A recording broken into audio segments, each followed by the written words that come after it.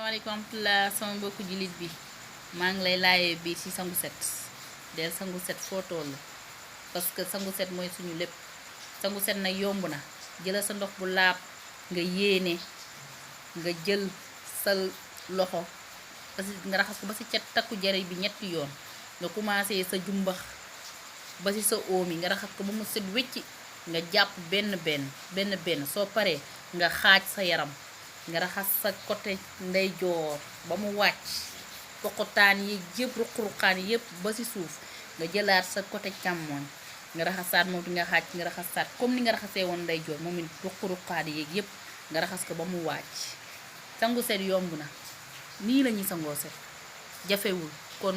dañ koo war a def chaque jour ñu jullit yi ndax sangu set